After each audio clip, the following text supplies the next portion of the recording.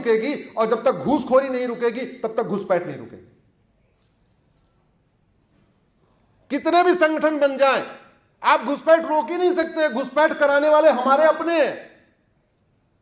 आप कितना भी धर्म की जय करोगे, उनको 2000 की नोट मिलती है, दिखती है, उसके बाद धर्म भूल जाते हैं, ले लेते हैं और लेके दे देते हैं।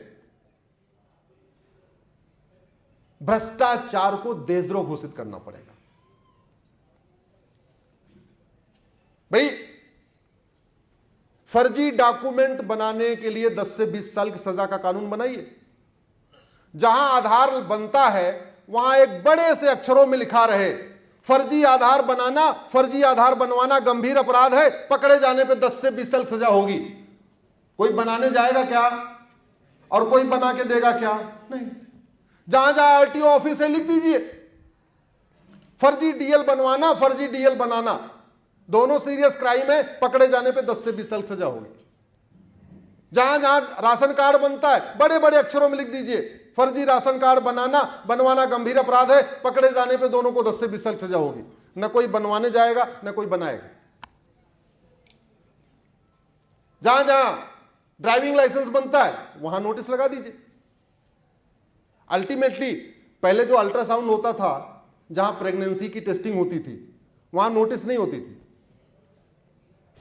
आज की डेट में नोटिस लग गया ना वहां पे कि लिंग परीक्षण कराना गंभीर अपराध है, पकड़े जाने पे 3 से 7 साल सजा होगी।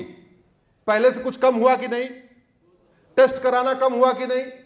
अगर कोई अल्ट्रासोनिक वाला इसके डॉक्टर होंगे उनको पता होगा, कम हो गया। अब डॉक्टर को भी खौफ है, अरे मैंने अगर टेस्ट कर दिया, पकड़ में आ गया, 7 साल सजा जाएगी, काहे लिए यार, 2-4 हजार रुपए की बात है, छोड़ो ना, हमें नहीं चाहिए पैसा भैया, हम टेस्ट नहीं करेंगे। नहीं तो पहले ये चलता था, टेस्ट करा लेते थे, पता चलता था बेटी है तो मार देते थे। तो जैसे ही एक कानून बना, अब इसका इफेक्ट देखिए कानून का।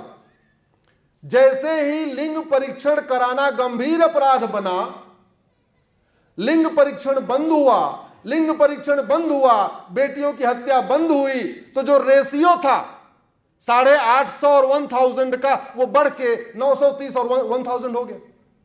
बेटियां बची कि नहीं बची? जोर से बोलिए जरा। यह होता है कानून की पावर। नैतिकता भी चाहिए। आप गलतफहमी मत रहिएगा, मैं नहीं कह रहा हूं धर्म की जय करना ठीक नहीं, मैं कह रहा हूं धर्म की जय होना चाहिए, लेकिन साथ में अधर्म का नाश भी होना चाहिए। और धर्म की जय करना समाज का काम है, अधर्म का नाश करना शासन का काम है। ये जो पुलिस है, जो प्रशासन है, जो एसपी है, थानेदार हैं, तहसीलदार हैं, कलेक्टर हैं, कप्तान हैं, सांसद हैं, विधायक हैं, मंत्री हैं, जज हैं, इनका काम धर्म की जय करना नहीं है। वो धर्म की जय करने के लिए बहुत संगठन है, सब मंदिर से हो जाएगा। इनका काम क्या है? अधर्म का। शिक्षा मंत्रालय का काम है ऐसी शिक्षा व्यवस्था स्थापित करना जिससे धर्म की जय हो, और कानून मंत्रालय का काम है ऐसा कठोर कानून बनाना जिससे अधर्म का। और गृह मंत्रालय का काम है दोनों को मिला के ऐसी व्यवस्था स्थापित करना जिससे प्राणियों में सद्भावना हो। और वित्त मंत्रालय का काम है ऐसी पॉलिसीज बनाना, इंडस्ट्री मिनिस्ट्री का काम है ऐसी व्यवस्था बनाना जिससे भारत का कल्याण हो, उद्योग व्यापार भी बढ़े। सारे मंत्रालय के अपने अपने काम है। लेकिन भारत के रक्षा मंत्री तो विदेश के रक्षा मंत्री से बात करते हैं, सुनते रहोगे, रक्षा मंत्री का 2x2 का डायलॉग हो रहा है।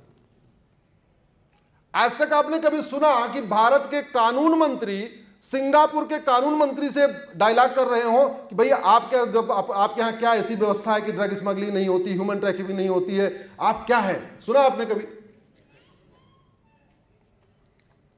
ये जो नौकरशाह है ना, मंत्री जी तो ड्राफ्ट करते नहीं है, ड्राफ्ट तो नौकरशाह करते हैं।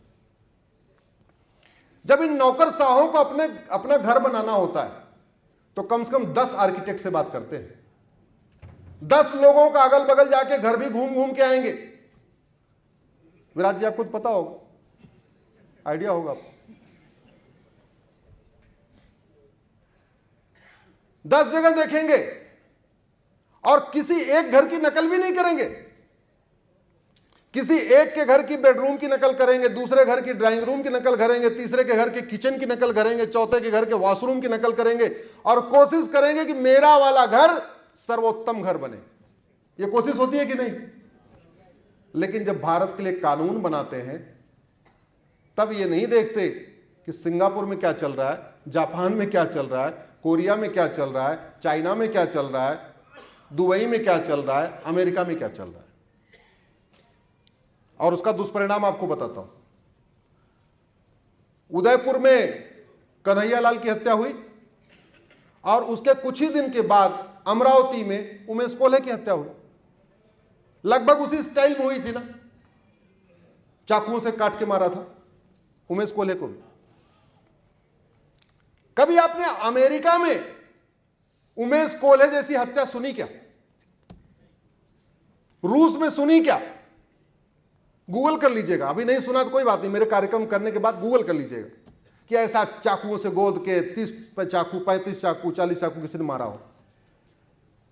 जानते हैं भारत में मर्डर की एक धारा है, गला दबा के मार दो तो भी, बिजली के झटका दे के मार दो तो भी, एक गोली मार दो तो भी, 10 गोली मार दो तो भी, 2 चाकू मार दो तो भी, रस्सी खींच दो तो भी, टुकड़े टुकड़े कर दो तो भी, 50 टुकड़े कर दो तो भी। धारा एक, अपराध अनेक, तरीका अनेक, लेकिन धारा एक। अमेरिका में मर्डर की 10 धारा है। किलिंग अलग, मर्डर अलग, बुचरिंग अलग, मैनस्लॉटर अलग, हेट क्राइम अलग, जेनोसाइड अलग।